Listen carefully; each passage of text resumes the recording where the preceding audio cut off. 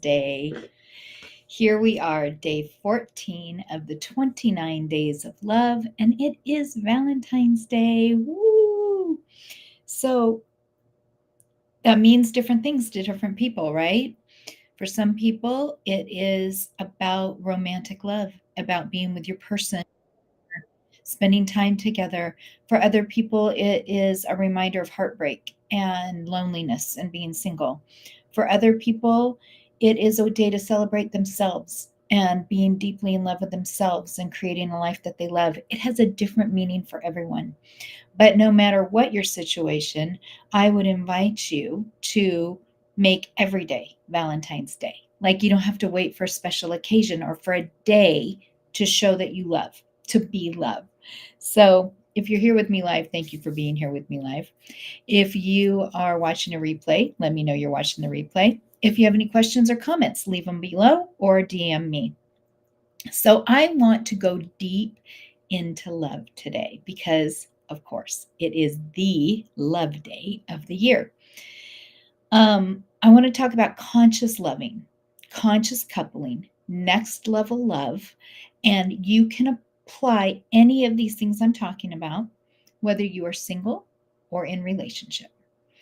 I also want to talk about forgiveness because this is something that a lot of times we're really stingy with. We cling to our hurts and we withhold forgiveness because we feel like if we're forgiving, we are a doormat, and that forgiveness means an acceptance of a behavior, and that's not true at all. So, we're going to talk about that. So, let's start with a reminder. What is love? When I'm thinking big context, universal love, it's energy, source, God, universe. When I'm thinking little context, I'm thinking about what have you done for me lately? What are the things that you do or that you get from love, the idea of love? It's not really love. Real love is pure. Real love is pure, unconditional, it's acceptance of another. It is your ability to see someone's soul, your ability to acknowledge and recognize that they are a spiritual being having a human experience, and so are you. They're doing the best that they know how to do in the moment, and so are you. We all create our love stories. We all create our experience of love based upon our love stories. And so when we fall into a trap of resentment and anger and fear, it's really good to question your thought. And it's really good to look at your love stories. What's creating this in you? What's bringing it up? I think on day 1 or 2, I put a PDF in the group of Corinthians. The biggest line that stands out to me in Corinthians is love keeps no record of wrongs. So think about that.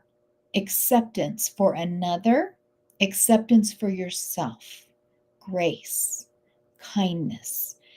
How can you be that in the world for yourself first and then for another? So, what does this look like? I'm going to give you a really cute example. So, I have this habit that I will do things like this. So, I'll use part of one of these for a salad, but I don't want the whole thing. I want an entire avocado. I don't want an entire pear in my salad. So, I'll use part. It drives Joe, my boyfriend, crazy. He's like, use it. If you're going to, don't leave half of one in the kitchen. It drives him crazy. Okay. So here we go. This morning, I wake up. Now, first of all, here's a couple things. This is conscious. This is just fun.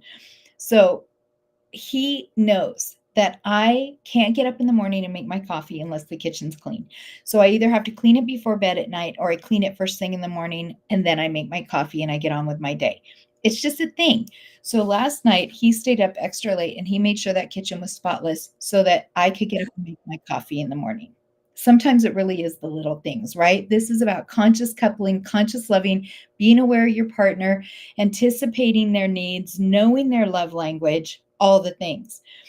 I wake up this morning and there's a note on the counter. And I got to be honest with you, I didn't get it at first. I didn't get it. I thought it was just the sweetest thing in the universe. It's a note. And it says, love is ... not sweating over the little things.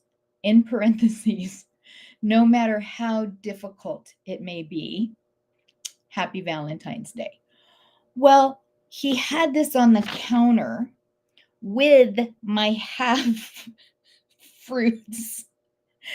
And I didn't get it. I just thought it was a sweet note. And then he like anchored it down on the counter with the half-eaten fruit. It was hours later that the dots connected in my mind because I was busy this morning and I wasn't tuned in. I just saw a note on the counter, Happy Valentine's Day. I thought it was the sweetest thing ever. It was like, oh my God, that's really cute. That's really sweet. The not sweating over the little things, no matter how difficult it may be, was his direct reference to the fact that I had half the fruit sitting there and it drives him crazy. And he was picking his battles.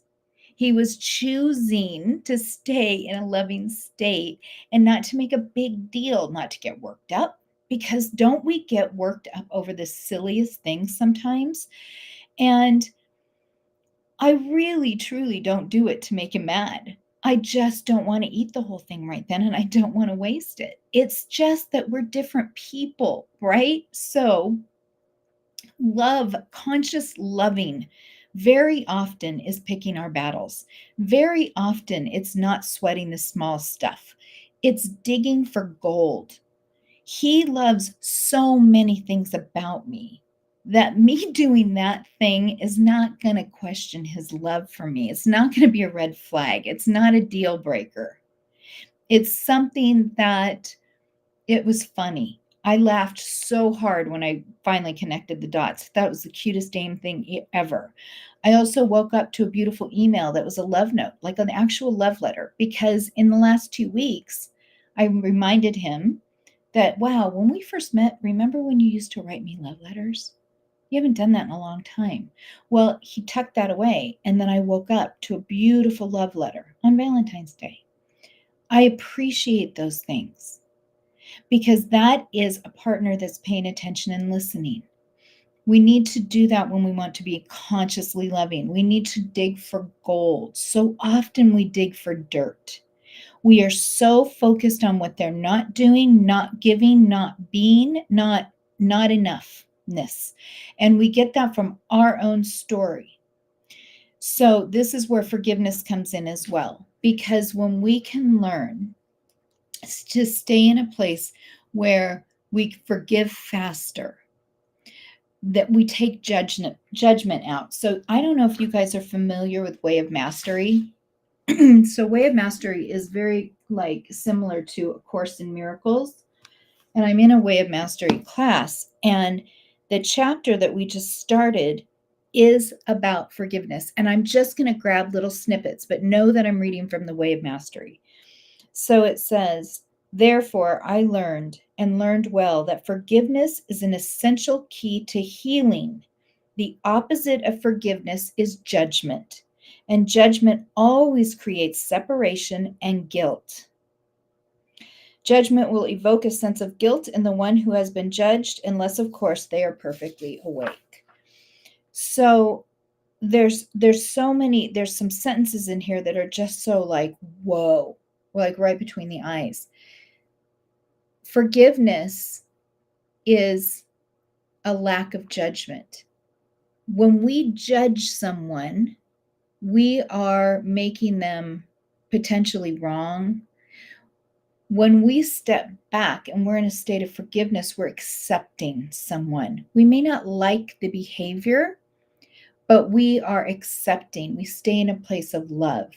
When it comes to romantic relationships, you always have a choice.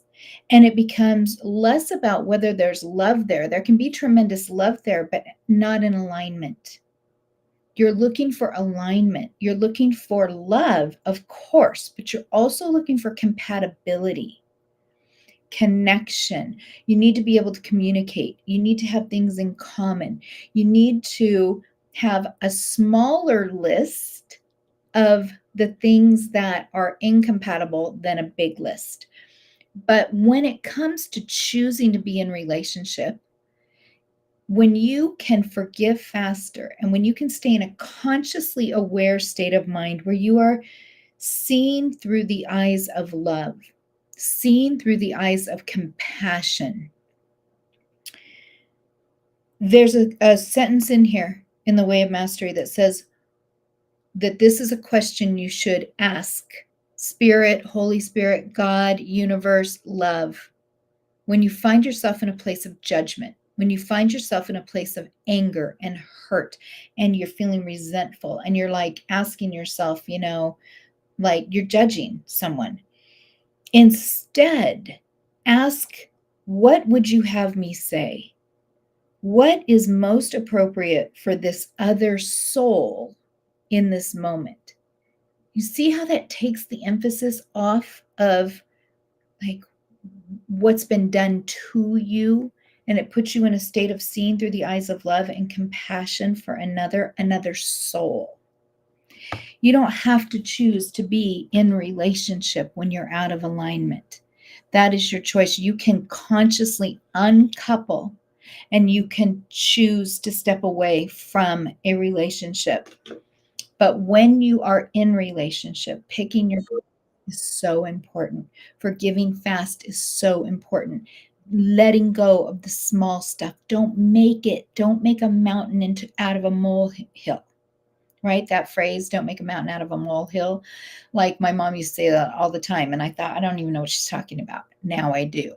We can take the tiniest thing and think that something's being done to us, and we get all worked up about it. And then we keep a record of wrongs. We start to stack them, and then we start to create evidence. Is that how you want to live a life aligned with love? Is that really how you want to experience love? We get this lifetime, and it goes by like that. We are not promised tomorrow. I have seen that way too much. I've lost 3 people in my family, in my biological family, since the beginning of the year. I've had my family lose 3 beloved pets since the beginning of the year. Life is not promised to us. So how do we want to live? Do we want to live consciously aligned with the energy of love? Do we want to be in a state of acceptance and grace? I shared with you guys in an earlier video that someone announced that I was going to be doing a public speaking event on Friday night talking about living aligned with love. And the way they described me was, Trudy's a person that lives aligned with love. She's walking love. It was the highest compliment that anyone could give me. And you know what? 10 years ago, I wouldn't have been introduced like that. 10 years ago, I had someone tell me that I was the angriest person they knew. And I was angry because I wasn't introduced to what love really was. I was in a toxic relationship. And you know who I was mad at? Me. I was mad at me because I had abandoned myself, because I was staying in a toxic cycle because it was better than being alone, because I was living in a state of fear, and because I didn't really have a true understanding of what love really, really is. And number 1, I didn't love myself. How could I? I didn't even understand what love really was. So how could I love myself? So I went on a quest. I left the toxic relationship, and I made a commitment to fall in love with myself first, to do that before I ever sought out another relationship, fall in love with me. And I first did a deep dive into what love really is. And I established a relationship with love as an energy, a spirit, with God, with the universe. I had a beautiful, loving relationship that I understood what love was, that I was love. It wasn't something I had to get and I had to be good enough for. I was love.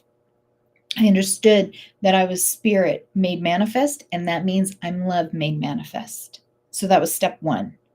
Remember the 5 pillars? Number 1, understanding what love really is. Number 2, clarity. I left the toxic relationship because I got crystal clear that that was not what I wanted. Life was short and I was not going to spend it in toxic love anymore. So I left that. Number 3, falling in love. I fell in love with love. I fell in love with me. And then I fell in love with my life. Number 4 was create. I got to work, inspired action, taking inspired action in the direction of my dreams. I became a love coach. Never saw that coming. That chose me. I became a love coach. My God, it's the best thing I've ever done in my life. And I thought it would be about dating and romance. And instead, it took on this huge life of its own. And it became about what is love and teaching the world about what love really is and who we really are. And from there, it's attract, becoming magnetic. When you're vibrating at a state of love, you are abundance flows. You are magnet. Found the right relationships, like healthy relationships for the first time. And you know what? It doesn't always work out. Had a really healthy relationship and it ended. Had another relationship and he passed away, sadly. And it's been a healing process. But over those years, with each relationship, there were lessons. And with each lesson, I fell more deeply in love with myself, and I had a greater understanding of what love really is that led me to the relationship I'm in now. There's contentment. There's contentment. That it's ease and contentment and joy and laughter over the little things. This cracked me up. I loved it. I also loved the love letter. So when you want to elevate to next level love, one person can change a relationship and one person can attract the right relationship. It starts with you. You become the one so you can find the one. That's really all it is. Learn to forgive faster. Make a list, get clear. What is it you want in love? And then be that. Be that first. Because first you're that for yourself, and then you can be that for another, if that's your choice.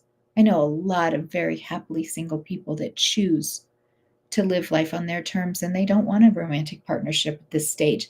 There's nothing wrong with that. No judgment. Be neutral. Love is not judgy. It doesn't judge, and it doesn't keep a record of wrongs. So go back and find the 1 Corinthians that I printed. What love is. Put it on your wall and use it as a checklist. Check yourself every day. And then forgive. Forgive and stay aligned with love. Look through the eyes of love. Your life is going to turn around. Your life is going to change. And if your life is already incredible, it's going to get better because love is the great elixir. It heals. It heals. And it elevates and it uplifts. Laugh a lot, my friends, and really lean in to conscious loving on this Valentine's Day so that you can make Valentine's Day every day of the whole year. So please leave me comments. Let me know what you think about this. This was just, I had to. Like this was just bubbling up inside of me, and I had to share this about love today. So I wish you guys the most amazing day. Go buy yourself some flowers and receive love from all places and give love to everyone. Okay, I love you, and I'll see you tomorrow. Bye, guys.